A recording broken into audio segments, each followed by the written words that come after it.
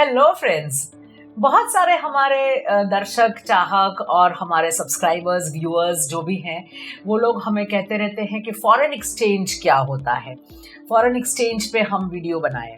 तो IIIM हमेशा कुछ नया लेके आता है और आज हमारे साथ है मिस्टर अंकित सिसोदिया, फॉरेन एक्सचेंज का काम करते हैं और हम उनसे थोड़ी जानकारी लेंगे आज। फॉरेन एक्सचेंज क्या है, उसके रिस्क्स क्या होते हैं और उसको कैसे रिस्क से बचे, ये अंकित सिसोदिया जी हमारे साथ आज आए हैं। सबसे पहले मैं अंकित सिसोदिया जी का इंट्रोडक्शन करवाना चाहूँगी। अंकित सर, आप ही अपना इंट्रोडक्शन करें प्लीज़ हमारे दर्शकों के लिए। Thank you ma'am, thank you for inviting me. Basically मैं फॉरेन एक्सचेंज मार्केट से 10 साल से जुड़ा हुआ हूँ। मैंने MBA किया फाइनेंस बैकग्राउंड से और उसके बाद में from the starting of my career मैं ट्रेजरी, रिस्क मैनेजमेंट और फॉरेन एक्सचेंज हेजिंग से जुड़ा हुआ हूँ। स्टार्टिंग में मैं एक ट्रेजरी आउटसोर्सिंग फर्म से के साथ में एसोसिएटेड था। अभी मैं नेशनल स्टॉक एक्सचेंज में कार्यरत हूँ। स्टार्टिंग से ही करेंसी और उसके बहुत सारे जो प्रोडक्ट्स हैं उसका मैं देखता हूँ यहाँ पे। एंड कंपनीज जो एक्सपोर्ट इंपोर्ट करती हैं, जो कंपनीज को फॉरेन एक्सचेंज रिस्क होता है और उसको मैनेज करना आता है, वो मैं उसके साथ में काम करता हूँ। सो बहुत सारे अलग अलग तरीके के प्रोडक्ट्स होते हैं जिससे करेंसी रिस्क मैनेज होती है, मैं आगे बताऊँगा। So that is all about me. Thank you ma'am. अभी अंकित सर हमें ये बताइए, हमारे दर्शक बहुत नए उभरते हुए एक्सपोर्टर्स हैं या इंपोर्टर्स हैं जी, तो इनको पहले तो हम बताएं, शुरू करें कि फॉरेन एक्सचेंज होता क्या है और कौन सी करेंसी में हम ज्यादा डील करते हैं। तो एक्सपोर्ट इंपोर्ट के लोगों के लिए आप ये जवाब देंगे। सो फॉरेन एक्सचेंज अगर आप देखें, जो ओवरऑल इकोनॉमिक आपका बैकग्राउंड है या इकोनॉमिक सर्कल है, उसका एक पार्ट है। पहले क्या होता था, जब डेवलप्ड इकोनॉमी नहीं थी, जब कैपिटलिज्म नहीं था इतना, तो कंट्री में अंदर ही ज़्यादा ट्रेड होता था। तो आपको अगर आप देखें 200-300 साल पहले करेंसीज भी बहुत अलग अलग तरीके की होती थी। बट अभी जो है वो सारी जो इकोनॉमी है वो एक दूसरे से रिलेटेड है। तो जो सामान अमेरिका में यूज़ हो रहा है वो इंडिया में बन रहा है या चाइना में बन रहा है, या जो सॉफ्टवेयर हम लोग यूज़ कर रहे हैं वो अमेरिका में बन रहा है और हम उसको यूज़ कर रहे हैं। तो सारी जो कंट्रीज़ है एक दूसरे के साथ में निर्यात आयात करती हैं। अब इसके कारण क्या होता है कि किसी कंट्री की करेंसी अलग है, किसी दूसरी कंट्री की करेंसी अलग है, तो उसके लिए हमको एक एक्सचेंज रेट मैकेनिज्म आएगा।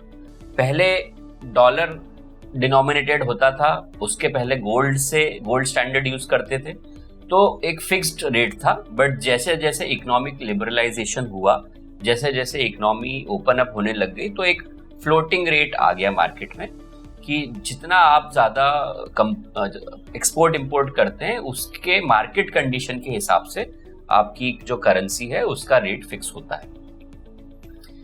जैसे कि आप इसका एग्जाम्पल अगर मैं दूं तो क्या ये सही एग्जाम्पल है कि आज इंडिया का INR, इंडियन रुपी जो है, उसका डॉलर के सामने वैल्यूएशन होता है, एक्सचेंज रेट फिक्स होता है। तो ये एक्सचेंज रेट आज के ज़माने में, आजकल के दिनों में 82.5 या 82 या 81.75 जैसे रेट रहता है। तो is this what you mean by foreign exchange? आप अगर देखें कि मैं अगर लास्ट 10 साल की बात करूं तो इंडिया जो है वो इंपोर्ट ज़्यादा करता है, क्योंकि हम लोग क्रूड ऑयल इंपोर्ट करते हैं, हम लोग गोल्ड का बहुत बड़ा कंज्यूम करते हैं।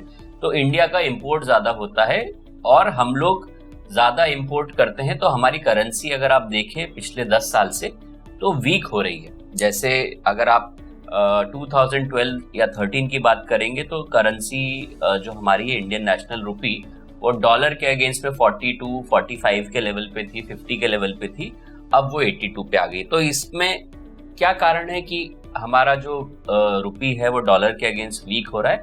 क्योंकि हम लोग इंपोर्ट ज़्यादा करते हैं एक्सपोर्ट से ज़्यादा। तो इसीलिए ये एक्सचेंज रेट, क्योंकि डिमांड ज़्यादा है डॉलर की, इसलिए हमारा रेट वीक हो रहा है। अगर आप इंटरनेशनली देखें तो जैसे मैम ने पिछली बार पूछा था कि कौन सी करेंसी ज़्यादा यूज़ होती है, तो डॉलर जो है वो सबसे ज़्यादा रिजर्व करेंसी में आता है। ऑलमोस्ट मेजॉरिटी 60% जो वर्ल्ड में ट्रेड होता है वो डॉलर में होता है। फिर यूरोपियन यूनियन का जो एक कॉमन करेंसी है यूरो, उसको हम देखते हैं कि काफ़ी ज़्यादा प्रचलन में है।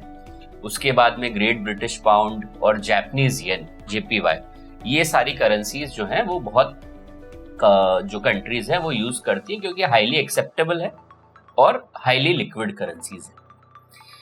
Most convertible, freely convertible currencies इसको बोलते हैं। वैसे हमारे RBI के नियम के अनुसार कुछ 18 टाइप की करेंसी हैं जो फ्रीली कन्वर्टिबल करेंसी हैं, जिन्होंने IIIM के साथ या फिर आपने कहीं पर भी पढ़ा हो एक्सपोर्ट इंपोर्ट के बारे में तो आपको ये भी पता चलता होगा। अब ये हमने अपने एक्सपोर्ट करना जा रहे हैं आप या इंपोर्ट करना जा रहे हैं तो आपका इनवॉइस जो है, आप सामने वाले बायर, सामने वाले देश के जो बायर है या सेलर है उसको आप इनवॉइस बना के देंगे तो वो इनवॉइस जो करेंसी में बनेगा वो INR में नहीं बनेगा, वो इंटरनेशनल करेंसी में यानी कि ये फ्रीली कन्वर्टेबल करेंसी में बनेगा। सेलर और बायर दोनों नेगोशिएट करेंगे कि कौन सी अच्छी करेंसी है। अगर आप यूरोप में कर रहे हैं एक्सपोर्ट तो जाहिर सी बात है कि यूरोपियन यूनियन का जो यूरो है उसमें आप करेंगे। अगर आप कोई भी अमेरिकन कंट्री में करना चाहेंगे तो US डॉलर में करेंगे। आप जापान में से एक्सपोर्ट या इंपोर्ट करेंगे तो आप येन में भी कर सकते हैं, जापानीज येन है।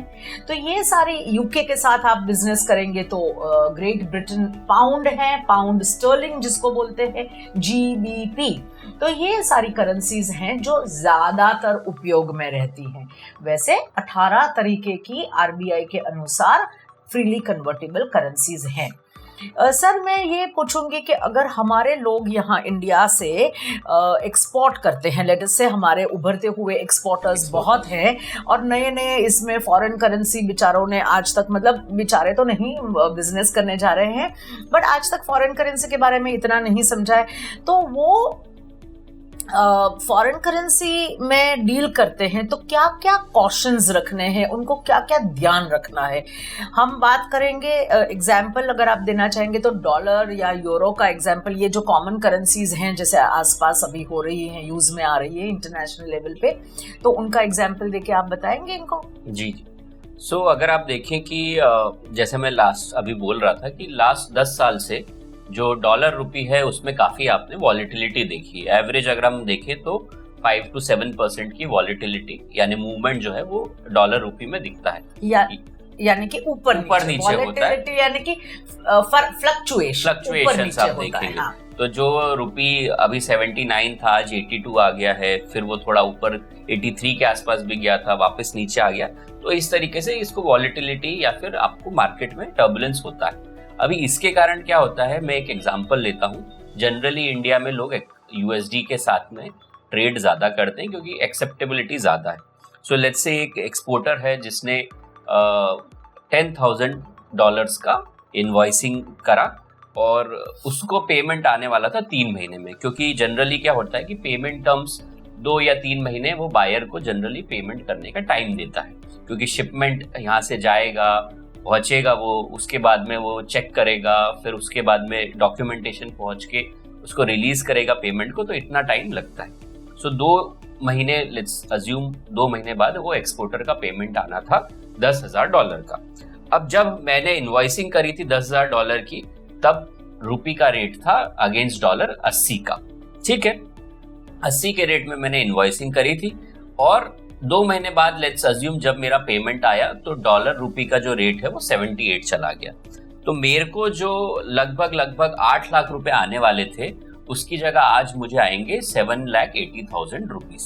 तो मेरा बिना कोई बिजनेस में लॉस हुए एक्सचेंज रेट के फ्लक्चुएशन के कारण 20,000 का लॉस हो गया। क्यों? क्योंकि जो रुपी का रेट था डॉलर रुपी के अगेंस्ट में वीक हो गया, तो मेरे को उसमें 2 रुपए का नुकसान हो गया। तो ये एक रिस्क रहता है, जो कोई भी इंपोर्टर भी हो उसको भी रिस्क रहेगा, एक्सपोर्टर है उसको भी रिस्क रहेगा। उसको हम लोग अगर सॉल्व करना चाहते हैं या मिटिगेट करना चाहते हैं उस रिस्क को, तो उसमें हम एक प्रोसेस कर सकते हैं जिसको हम लोग बोलते हैं फॉरेन एक्सचेंज हेजिंग। हेजिंग क्या होता है कि आप आपके बिजनेस इनकम है, लेट्स अज्यूम आपका जो बिजनेस का प्रॉफिटेबिलिटी है या प्रॉफिट मार्जिन है वो 10% है। तो मैं मार्केट में अपना फॉरेन एक्सचेंज से जो रिस्क हो रहा है वो खत्म कर लूंगा, ताकि मेरा बिजनेस रिस्क या बिजनेस मार्जिन जो है वो प्रोटेक्ट कर सकूं। तो ये कोई ऐसी एक्टिविटी नहीं होती है, ये बिजनेस एक्टिविटी है जिसके कारण आपका एक्चुअल जो बिजनेस है एक्सपोर्ट इंपोर्ट का, उसका जो प्रॉफिट मार्जिन है वो आप प्रोटेक्ट कर सके करेंसी हेजिंग करके। क्योंकि कोई भी कंपनी हो, छोटी हो या बड़ी हो, भले ही आप सॉफ्टवेयर कंपनी हो या मटेरियल एक्सपोर्ट इंपोर्ट कर रहे हो, आपको फॉरेन एक्सचेंज के फ्लक्चुएशन के कारण नुकसान होने की चांस है। सो वॉलेटिलिटी प्रोटेक्ट करें और हेजिंग करके आप वो चीज कर सकते हैं। Alright, now what is hedging? Hedging यानी एक फेंस, जो आपने देखी होगी कि दो बिल्डिंगों के बीच में एक फेंस होती है, दो बिल्डिंगों के बीच में वो तार बने हैं, दो देशों के बीच में भी तार खींच के रखते हैं, तो वो फेंसिंग करते हैं। इसका हमारी बैंकिंग शब्द के अंदर, बैंकिंग के जो वर्ल्ड है उसके अंदर इसको बोलते हैं हेजिंग। हेजिंग यानी कि इस पार या उस पार, तो बीच में हम एक लकीर खींच लेते हैं कि भाई मैंने जो सर ने एग्जाम्पल दिया, अंकित सर ने जो एग्जाम्पल दिया कि मैंने 80 रुपये में इनवॉइसिंग की थी और आज रुपया बन गया है डॉलर के सामने 80 से कम होके 78, तो मैंने मेरे जो पैसे आने वाले थे वो मैंने अपनी बैंक में हेजिंग करवा लिया। आप सबके पास एक करंट अकाउंट है, आप सबके पास एक current account with foreign exchange facility है। तो ये जो अकाउंट है आपका फॉरेन एक्सचेंज के लिए आपको काफी सारी सुविधा देता है। ये बैंक के जरिए आपके अकाउंट में ये सारी सुविधाएं आपको मिलती हैं, अगर ये बेनिफिट आप लेना चाहें तो। हेजिंग एक ऐसी चीज है जैसे कि मेरा रिजर्व फंड, जैसे कि मैंने इन्वेस्टमेंट कुछ किया, म्यूचुअल फंड में किया, मैंने सिप बनाया, मैंने इंदिरा विकास पत्र लिया वगैरह, जो भी किसान विकास पत्र लिया, जो भी मेरी कंटिंजेंसी फंड्स हैं या सेविंग्स हैं, वो उसका मोटा मोटा अर्थ ये होता है मैंने अपने डॉलर जो मेरे बायर मुझे देने वाले थे दूसरे देश में बैठ के, वो डॉलर मेरे बैंक में आ चुके, फिर मेरे बैंक में आए, तो जब मेरे अकाउंट में आएंगे वो पैसे कन्वर्ट होके इंडियन रुपीस में कन्वर्ट होके मेरे अकाउंट में आएंगे, तो मुझे नुकसान होगा। जैसे एग्जाम्पल सर ने दिया 78 का रेट हो गया, तो अब मैं क्या करूं? मेरा तो कोई कसूर नहीं है, मैंने तो सामान दे दिया, मेरा बायर बहुत ही सैटिस्फाइड है, मेरा माल बहुत अच्छा था, मेरा प्रोडक्ट बहुत अच्छा था, टाइम पे डिलीवरी हो गई, सब कुछ अच्छी तरह से हो गया। अब इसको मैं अनफॉर्चुनेट बोलूं, मेरे अपने आप को मैं अनलकी बोलूं? नहीं, इसको हम बोलेंगे लैक ऑफ नॉलेज। अगर आपके पास हेजिंग का या आपकी बैंक में आपका पैसा प्रोटेक्ट करने की क्या क्या सुविधाएं हैं, क्या क्या स्कीम्स हैं, ये अगर आप जान ले या ये वीडियो से आपने जाना तो आपके लिए अच्छा होगा। चाहे आप नए एक्सपोर्टर हो, चाहे आप पुराने एक्सपोर्टर हैं, चाहे आप इंपोर्ट कर रहे हैं, कुछ भी कर रहे हैं, बैंक में सुविधा रहती है। आप ही की बैंक में जहां पे आपने करंट अकाउंट खुलवाया है उसमें सुविधा रहती है। नंबर 1 हेजिंग की। हेजिंग यानी आपने फंड रख दिया बैंक में, 81 रुपीज जब हो डॉलर के सामने, तब आप मुझे मेरे अकाउंट में पैसे क्रेडिट करना। Am I right sir? Yes ma'am.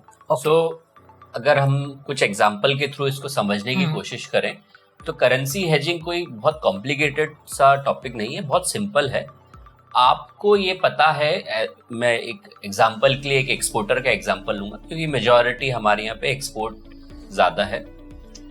अगर आपको ये पता है कि 2 महीने बाद आपके $10,000 का रिसीवेबल है, ठीक है, आप अभी से जब वो $10,000 आता है आपके डॉलर अकाउंट में वो ट्रांसफर होता है, ठीक है। अब आपको उसको इंडिया में अपने पास लाना है पैसा, तो उसको आपको उस टाइम पे डॉलर बेच के रुपये में कन्वर्ट करना होता है। ये एक सिंपल प्रोसेस है जो कोई भी एक्सपोर्टर यूज करता है। इंपोर्टर है तो अदर वे अराउंड है, वो बाय करेगा डॉलर को रुपये देके, ठीक है। तो sorry sir, sorry to interrupt you sir, ये हमें नहीं एक्सचेंज करना है डॉलर को, हमारी बैंक करती है। हाँ वही, तो बैंक हमें नहीं देना है, इसमें रेट भी बैंक ही लेके देगा हमें, but we have to pay that commission to the bank. Exactly. तो इसमें क्या होता है कि कोई भी AD category 1 bank, authorised dealer category 1 bank, जो आरबीआई के द्वारा परमिटेड बैंक्स रहते हैं, उनके पास में फॉरेन एक्सचेंज डील करने का आरबीआई का परमिशन होता है। तो ऐसे बैंक के पास में हमारा रेमिटेंस आता है या हमको उनको रेमिटेंस रिसीव करना होता है। तो वो अकाउंट में जब हमारे पास में पैसा आता है as a exporter, if you are receiving dollars, you will sell that to bank in your dollar account, and then dollar account से बैंक आपके रुपये अकाउंट में वो पैसा ट्रांसफर करता है, जो भी एग्रीड एक्सचेंज रेट होता है उस पे, कॉन्ट्रैक्टेड रेट पे। अब यही प्रोसेस अगर मैं 2 महीने बाद सेम डे पे करूंगा जब मेरा रेमिटेंस आएगा, तो मैं एक रिस्क को ओपन रखता हूं अगले 2 महीने को। इसी में अगर हेजिंग करना चाहूं तो मैं क्या करूंगा कि आज जब मैंने 80 के रेट पे एक्सपोर्ट किया, मैं 2 महीने बाद का रेट, जो फॉरवर्ड रेट बोलते हैं, जिसको हेजिंग का एक इंस्ट्रूमेंट रहता है, उस रेट पे डॉलर अभी से सेल कर दूंगा बैंक के पास में।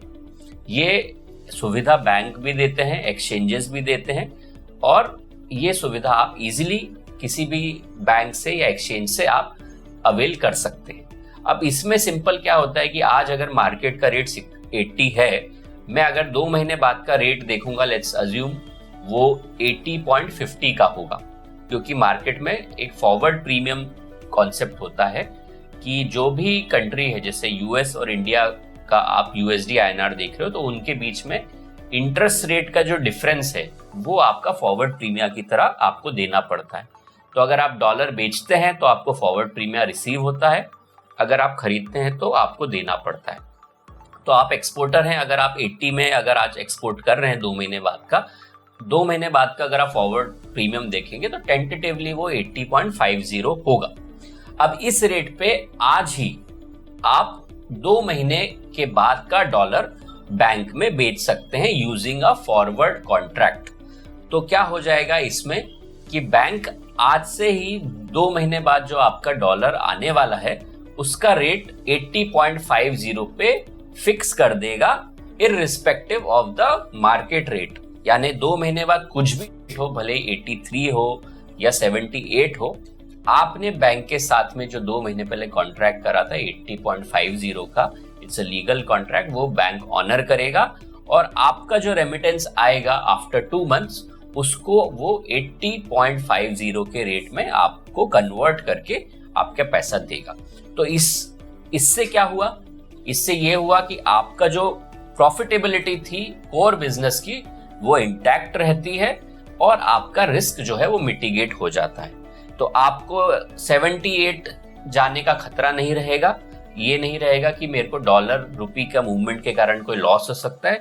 क्यों? क्योंकि जैसे ही आपने कॉन्ट्रैक्ट करा, आपके कॉन्ट्रैक्ट की वैल्यू साइन हुई, आप बैंक में जाएं, ये एक अंडरलाइन डॉक्यूमेंट की तरह आप उन्हें शो करें कि मेरे पास में एक्चुअल एक्सपोर्ट का ऑर्डर है। वो अंडरलाइन डॉक्यूमेंट के बेसिस पे बैंक आपको फॉरवर्ड रेट की फैसिलिटी देगा। जितना अंडरलाइन का डॉक्यूमेंट है उतने ही डॉलर का फैसिलिटी देगा, और वो डॉलर आप 2 महीने बाद का बुक कर ले। तो आपका रिस्क 0 हो गया। अब ये बैंक में भी आप कर सकते हैं, एक्सचेंजेस पे भी कर सकते हैं, जहां पे आपको बेटर रेट मिलता है, जहां आपको कॉस्ट सेविंग होता है, वहां पे आप ये कर सकते हैं। So is this hedging? हाँ जी, ये एक तरीके की हेजिंग है। ये सबसे बेसिक और सिंपल तरीके को अगर मैं जानूं, जो मार्केट में ज्यादा प्रचलित है और ज्यादा इजीली एक्सेसिबल है, वो ये तरीका है यूजिंग फॉरवर्ड या फ्यूचर्स कॉन्ट्रैक्ट, जो सिंपल भी है और 100% आपको रिस्क प्रोटेक्शन देता है। इसके अंदर जैसे सर ने बोला कि बहुत सारे फॉरेन एक्सचेंजेस भी हैं और बैंक्स भी हैं। मेरा सुझाव है आप बैंक का इस्तेमाल करें, क्योंकि आप नए नए एक्सपोर्ट कर रहे हैं। सो बैंक से जो आपको सुविधा मिलेगी, आप डॉलर लेके कहाँ कहाँ घूमेंगे। Your bank is your business partner as far as foreign currency and foreign exchange is concern. दूसरी चीज सर ने बोला है कि आप डॉक्यूमेंट बैंक को दिखाए। तो हमारे एक्सपोर्ट में हम बोलते हैं कि आपका एक्सपोर्ट हो जाए, आपका शिपमेंट निकल जाए, उसके बाद आपको सारे डॉक्यूमेंट्स अपने बैंक को ही जमा कर देने हैं, क्योंकि आपका क्रेडिट आने वाला है, यानी कि आपका पैसा बाद में आने वाला है, शिपमेंट के बाद में आने वाला है। यदि आपको एडवांस पेमेंट मिला है तो कोई झंझट ही नहीं है, कोई प्रॉब्लम ही नहीं है, इट इज द सेफेस्ट, तो उसमें कोई बात ही नहीं है। हाँ, पर आपको आज एडवांस पेमेंट आ गया एंड रेट था 78। आप ये भी बैंक में रख सकते हैं कि भाई मैं 2 महीने के लिए बैंक में रखना चाहता हूं ये मेरे डॉलर, और जो मेरे 2 महीने के बाद का रेट होगा उसको भी आप एक तरीके का हेजिंग ही बोल सकते हैं। उसके लिए मैम एक सुविधा है जो बैंक प्रोवाइड करता है, जो कोई भी एडी कैटेगरी 1 के बैंक के पास में एक्सपोर्ट को प्रमोट करने के लिए एक सुविधा होती है जिसको हम बोलते हैं EEFC account, exchange earners foreign currency account.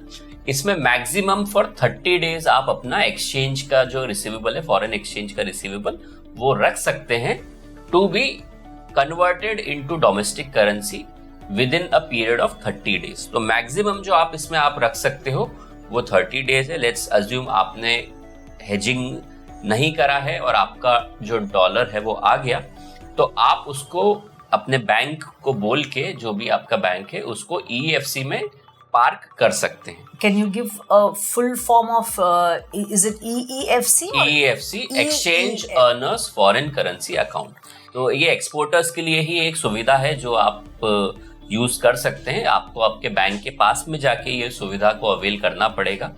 And इसमें 2 चीज आपको ध्यान रखनी है। मैक्सिमम 30 डेज का आपको टाइम मिलता है। अगर आपने 30 डेज के अंदर वो डॉलर कन्वर्ट नहीं करे तो ऑटोमेटिकली जो भी 30 डे के पीरियड के बाद में एक्सचेंज रेट चल रहा होगा उस पर ऑटोमेटिकली आपके डॉलर इंडियन रुपीस में कन्वर्ट हो जाएंगे। एंड सेकेंड थिंग इज कि इसमें आपको कोई इंटरेस्ट नहीं मिलता है। So it's not a interest bearing account, it's a non interest paying account.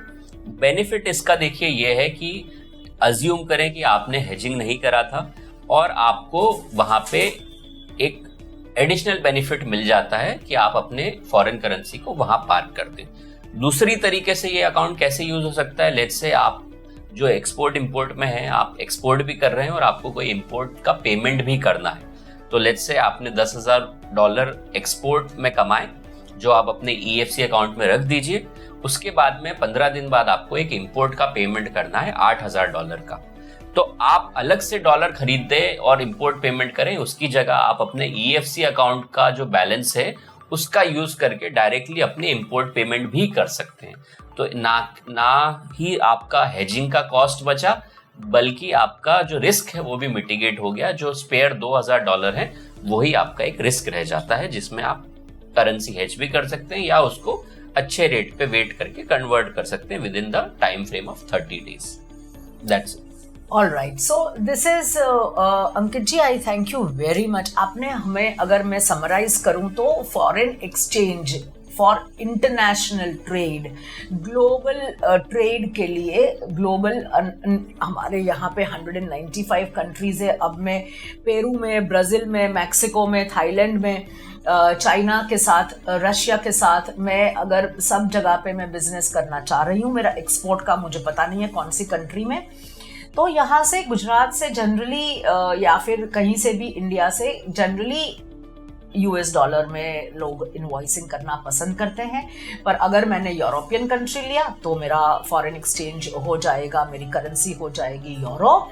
या फिर अगर मैंने यूनाइटेड किंगडम, ब्रिटेन के साथ मैंने बिजनेस करना चाहा तो मेरी करेंसी हो जाएगी ग्रेट ब्रिटेन पाउंड स्टर्लिंग जिसको बोलते हैं। या फिर हमने फार ईस्ट में कहीं पर या ईस्टर्न कंट्रीज में हम गए तो जापान वगैरह में भी हम कर सकते हैं।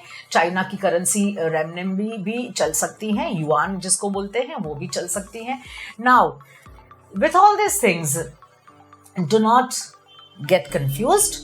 पहला एक्सपोर्ट आप कर रहे हैं, आपकी बैंक में जाइए, आपको कौन सा पेमेंट टर्म आपने लिया है, सो आपका कमर्शियल इनवॉइस लेके आप अपनी बैंक में जाइए और बोलिए कि ये पैसे मेरे इतने समय में आएंगे, what is the advantage I get on foreign currency? मुझे फॉरेन करेंसी की 2 स्कीम्स आप बताइए, मैं इतना पेमेंट आने वाला है, और आपका ये पेमेंट जब आए आप या तो हेजिंग करवा सकते हैं अपनी करेंसी का बैंक में, या फिर जो आप सर ने बोला EEFC, एक्सचेंज अर्नर, जो एक्सचेंज अर्न करने वाले हैं यानी कि फॉरेन करेंसी अर्न करने वाले हैं, उनका ये अकाउंट है। तो EEFC या फिर हेजिंग, ये इससे 2 तरीकों से आपका जो फ्लक्चुएटिंग एक्सचेंज रेट होते हैं, INR इतना है, डॉलर इतना है, डॉलर इतना है, INR कम हो गया वगैरह, आप इसका रिस्क कम कर सकते हैं या नेगेट कर सकते हैं, खत्म कर सकते हैं, ये 2 तरीकों से। आशा रखती हूँ आप सबको ये सेशन हमारा, ये वीडियो हमारा पसंद आए और आप अपने एक्सपोर्ट या इंपोर्ट के बिजनेस में इनका उपयोग करें। सो गवर्नमेंट ने हमारे लिए बहुत सारी सुविधाएं खड़ी की हैं। अगर आप एक्सपोर्ट कर रहे हैं तो thumbs up to you, and यदि आप इंपोर्ट भी कर रहे हैं तो आपको ये सुविधाएं तो लेनी है, तो अच्छा रहेगा आपके लिए। सो my all the best wishes to all of you. Before that, I would wish to thank Ankit sir, Ankit Sisodia ji, जो हमारे साथ आज आए हैं, फॉरेन एक्सचेंज के expert. Thank you sir, thank you very much coming over here on a week off. No. Thank you, sir. So thank you. Thank you. On behalf of IIIM, I thank you very much. Thanks.